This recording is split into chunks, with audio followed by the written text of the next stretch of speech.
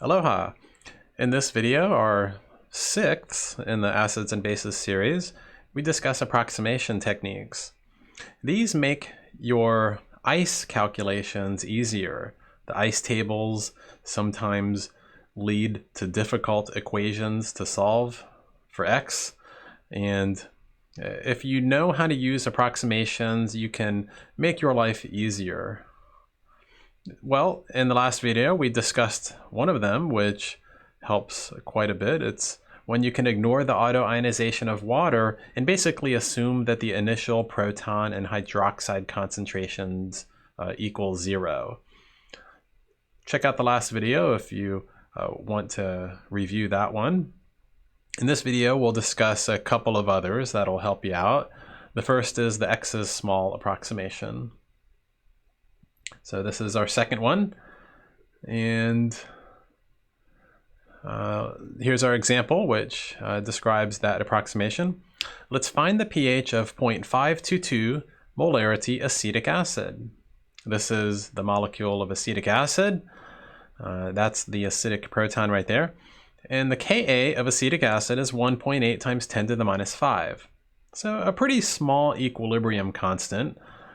10 to the minus 5 molarity. So acetic acid is a weak acid since it has a Ka. That means it's a weak acid. And weak acids donate protons in solution. So here is the chemical equation describing the dissociation of acetic acid into its proton and acetate anion. So the ice table looks like this. At the beginning, you have 0.522 molarity of acetic acid, and you ignore the autoionization of water here. You assume that's 0, and the acetate concentration is 0. So to get to equilibrium, you lose X amount of reactant and gain X amount of both products. Here are the concentrations at equilibrium involving X. Now the equilibrium chemical equation has the corresponding equilibrium constant expression. Ka is the product concentrations over the reactant concentrations. Now you're told what Ka is. It's 1.8 times 10 to the minus 5. That will be plugged in here. And these equilibrium concentrations will be plugged in right there. Now what the X is small approximation is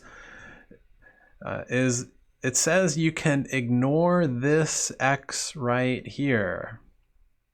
The justification for it is since this is a weak acid, its equilibrium constant is pretty small, which means at equilibrium, there are not many products. So a small equilibrium constant means there are not many products at equilibrium. Well, X represents the amount of reactant lost to get to equilibrium, but since it doesn't have very far to go, the reactant is not going to lose that much concentration to get to equilibrium. So that X is very small compared to the initial concentration that you start with. So at equilibrium, the initial concentration of the acid, we just assume that it's going to lose an insignificant amount. And so we ignore X here because it's small compared to the 0.522 molarity. Now you cannot ignore any of the other X's because they're not being added or subtracted to very other numbers. They're just X by themselves. But when you are combining X with another number, if it's tiny compared with that other number, you can ignore it. And that's how you justify it. So again, to reiterate, X can be ignored when the initial concentration is much larger than it. A gauge that will help you is when the initial concentration is at least 1,000 times bigger than the Ka. So here's our initial concentration, 0.522, and here's our Ka. If this is more than 1,000 times bigger than that, then X's small approximation is safe. Well, 0.522 is actually about 10,000 times bigger than Ka. This is of the order of 10 to the minus 1, and that's of the order of 10 to the minus 5. So that's 4 orders of magnitude difference, roughly. So you should be pretty safe in ignoring x this time. Well, let's do the calculation both ways, when we ignore this x and when we keep it, and see that it does make sense to ignore it. So here are the two cases. If we plug these equilibrium concentrations into the equilibrium constant expression as well as the Ka, first if we keep x. So if we keep x, then it's going to be x squared over 0.522 minus x. You're keeping x there. And you set that equal to 1.8 times 10 to the minus 5. I've written it in decimal form here. And you do some algebra, you solve for x, and it comes out to be 0.0030, 0.0031 is what it would round to. Okay, now let's ignore that x down there. So downstairs, we're ignoring this x, we have 0.522. This is much easier to solve. Now, we don't even have to do the quadratic formula or anything. If you just move that 0.522 to the other side, you can just take the, x squared is all equal to that. You multiply those out, and then x is simply the square root of that number. It's very simple to solve this. And doing that, x is, you get two answers here. Take the positive one. It's 0.0031. It would round to 0.0031. It's the same as this one. So if you ignore x, your answer is hardly any different at all. So you're safe in ignoring x. So x is 0.0031 using the x's small approximation. You keep those extra digits there if you have to run another calculation with them, but just acknowledge this is a 2 sig fig number. So 0.00 it looks like I used this one right here, so that's a little mistake. Okay, I should have kept the 6.5 instead of the 5.6. I should have kept those digits, but sorry about that. That's a tiny little mistake. It would not make any difference when you calculate the pH. Those digits over here are not going to make a difference. It might make a difference way out there, but the pH is going to be rounding to 3.51 using either of these numbers. Okay, 3.51 is your answer. And that's the x's small approximation. So you can see how it makes the equation much simpler to solve and faster too. So again, to reiterate, you can ignore this x if the initial concentration is at least 1,000 times bigger than the equilibrium constant. The next method that will help you at certain times is what you can do if the x is small approximation cannot be used. This is called the method of successive approximations, and it sounds kind of intimidating. I avoided learning it when I was in Gen Chem, but I wish I would have, because it's very helpful. Now, to illustrate this, let's do this example. Let's find the pH of 1.1 times 10 to the minus third molarity of methylamine. Now, methylamine is CH3NH2. Here's the structure. It's a weak base. Okay, organic molecules that contain nitrogen atoms are, that nitrogen is usually the weak base part of the molecule. It has the ability to latch onto a proton. So this is a weak base. It's very much like ammonia, which is NH3, except instead of NH3, one of those hydrogens is now this hydrocarbon. Okay, so this is still a weak base, kind of like ammonia, and here's its Kb. 4.4 times 10 to the minus 4. Now your concentration is pretty small, 1.1 times 10 to the minus 3, and here's your Kb, 4.4 times 10 to the minus 4. Okay, so weak bases, they take protons from water to yield hydroxide ions, and the protonated weak base, the conjugate acid form of the weak base. So here's the equilibrium that occurs.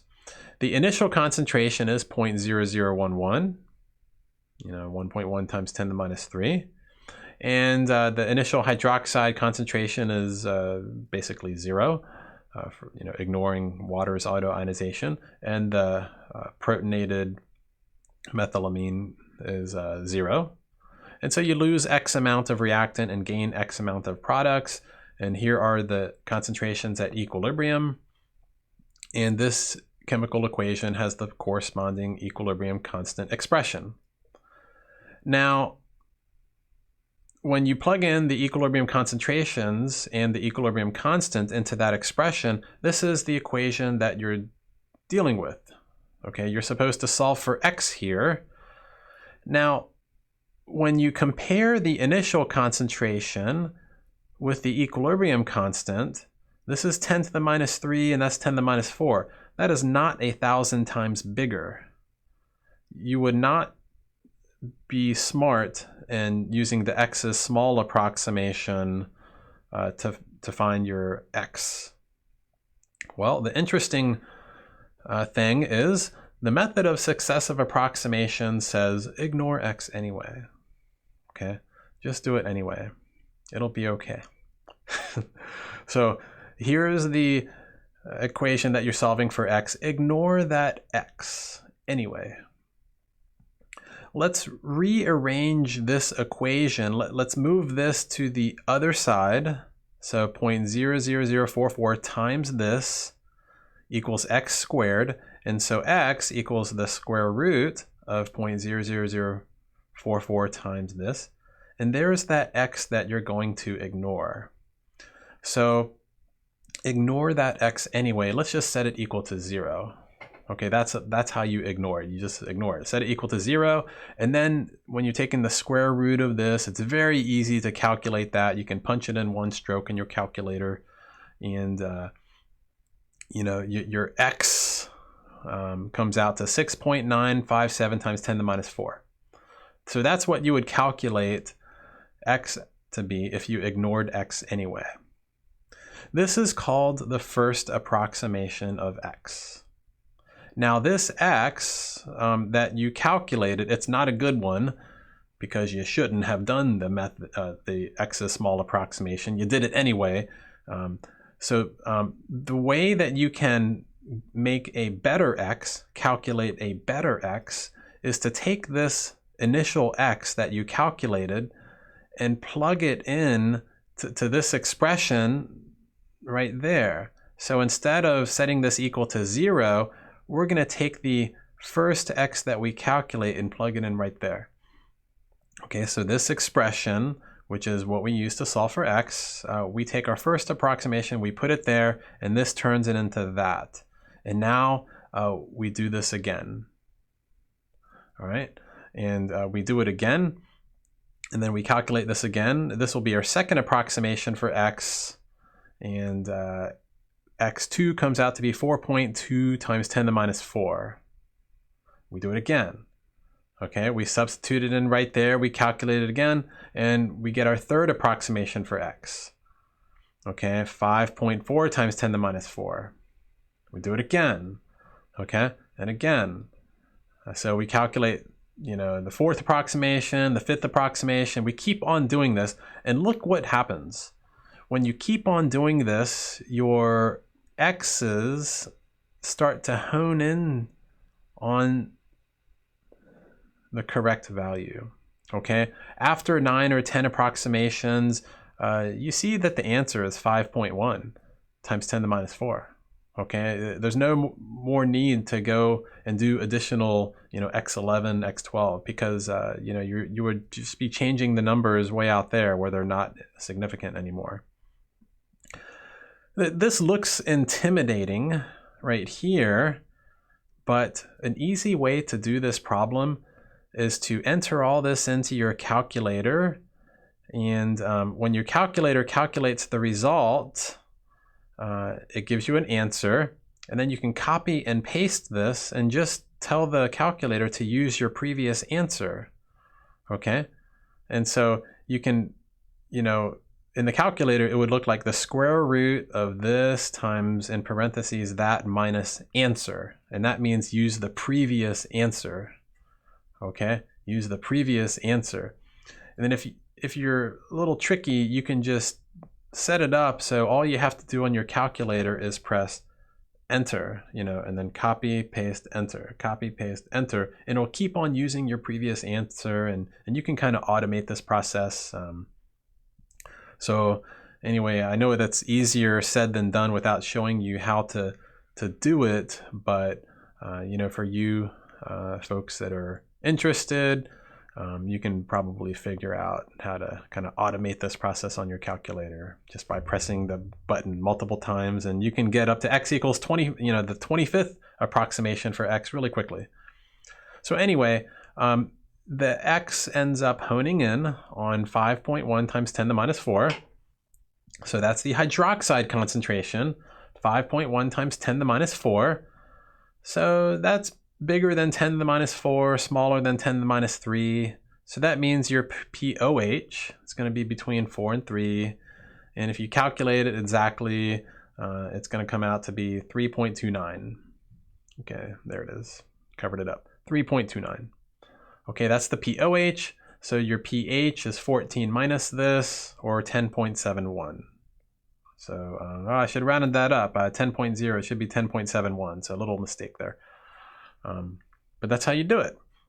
So kind of interesting, and you can use the method of successive approximations, pretty effectively to get the answer.